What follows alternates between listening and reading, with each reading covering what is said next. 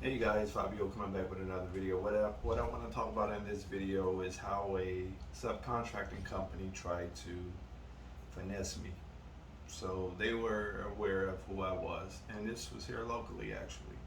Most of the times when they approach me, it'd be a subcontracting company outside of my immediate area, but it was a company locally, and I actually did take a sit down with them.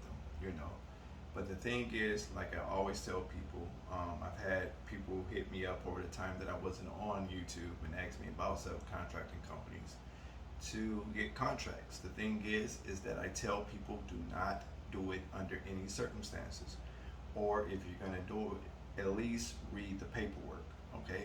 Because what they do is they already have paperwork packets that they send out via email or they mail it to you, right?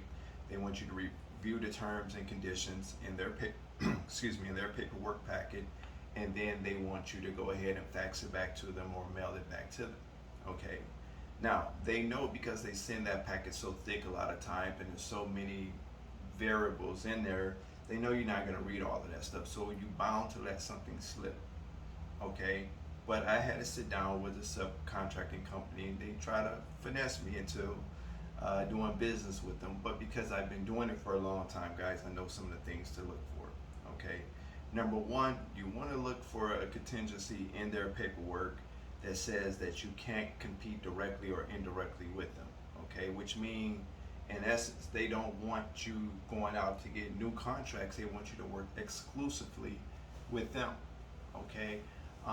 That's not why you're getting in business for. Even if you're working with a subcontractor company, you don't want to be uh, just locked into just one area, right? One space, one specific company, right? You want to spread your wings. Yeah, I'll take your subcontracting work, but I still want to pick my own contracts.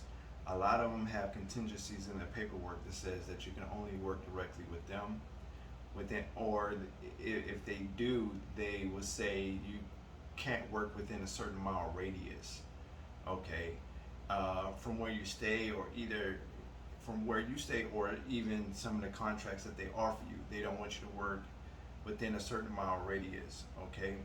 Again, that's a no-no, okay? That's a no-no. So you got to know what to look for. So if you don't have a lawyer, this would be the perfect time to either hire one or have one on standby that you can use for something like this, right?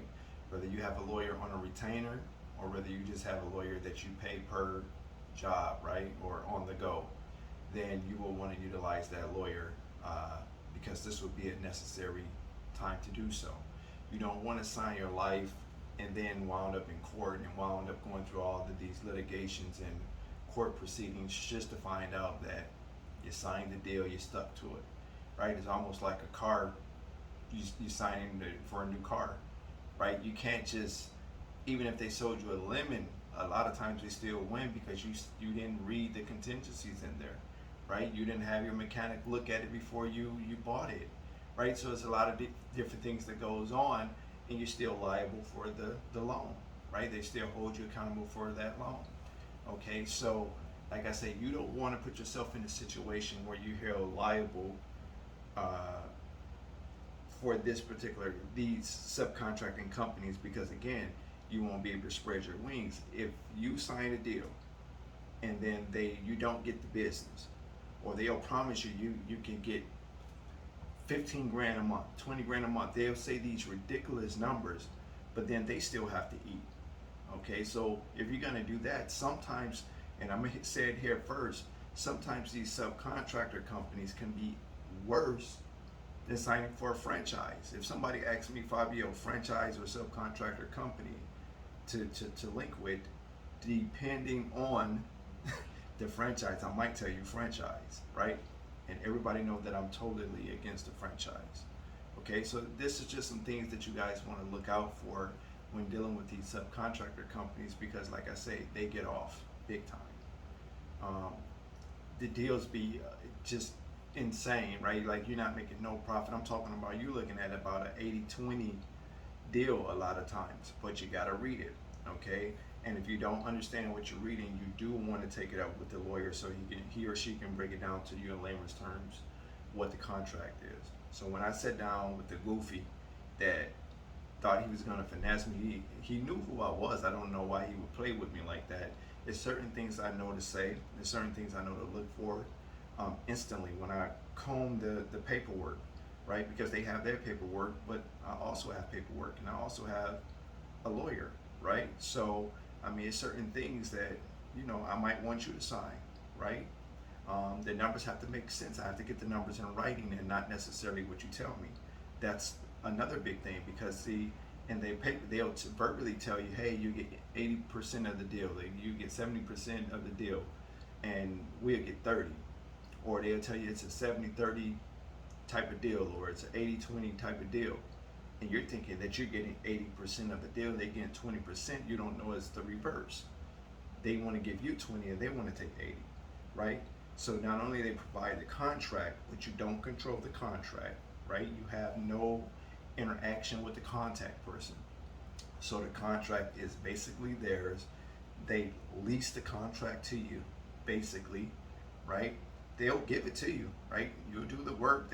Some of them, they want you to pay certain type of fees, and then some, as long as you sign on the dotted line, they're literally just give it to you. Boom, you're in business. I've had so many people contact me. They say, I'm very excited, Fabio. I got 3 contracts through the subcontracting company.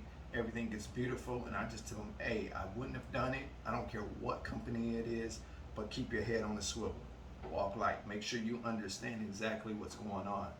Because at the end of the day, I've seen it time and time again where you get canned and then they go and offer that contract to somebody else. See, they just need workers, right? And they like to deal with a lot of new people. So a lot of times, if you're just setting up your business, like you're starting a sole proprietor or partnership or LLC or whatever type of structure you decide to go under, right? You're starting your business. A lot of times they buy your email off of a new business, new commercial cleaning business startup list, right? If your email is attached to your business, they'll buy your email and then offer you this via email, right? Sometimes you might even get a phone call, okay? You'll get a phone call from them.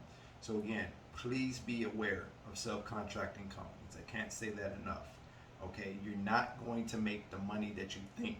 Yeah, you're gonna feel busy because they provide a lot of work, but they eating 80% of the profit, right?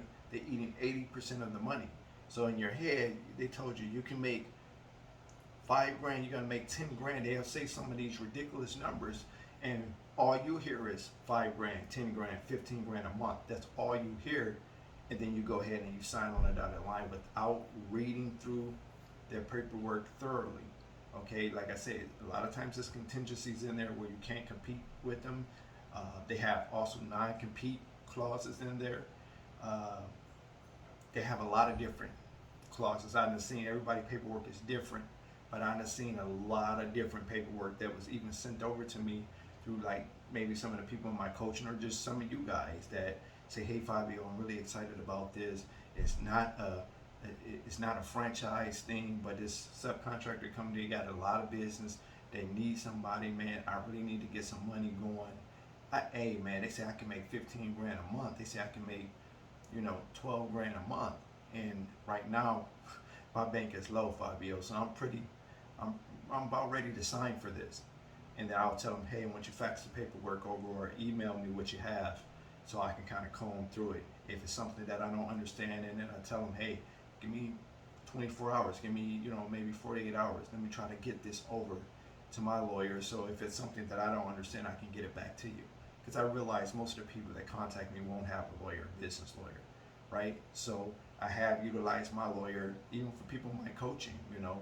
If it's something that I don't understand, I don't act like I understand it. I just let them know, hey, let me get this over to my lawyer, and I need him to break this down to me in layman's terms so I can tell you what to say. Just because I know a lot of times people don't have the money to really sit down with their lawyer, okay? And mine is on a retainer. So like I say, guys, be very, very careful with these subcontracted companies, and you'll thank me later if you do decide to go with one, okay? Because it's some that might be fair, okay? I'm putting all of them in the same boat, but it's some that might be fair. If you feel like you have one that's fair, you feel like you have one that's reasonable or whatnot, then go ahead, read through the paperwork, and if it makes sense to you, sign for it, okay? If it don't make sense for you, don't sign for it. If you have any questions, comments, concerns, make sure you leave it right here on the video. And as I always say, I'm Fabio Hart. The only person that could ever stop you from starting up your own dreams and making it to the top is you. Take care.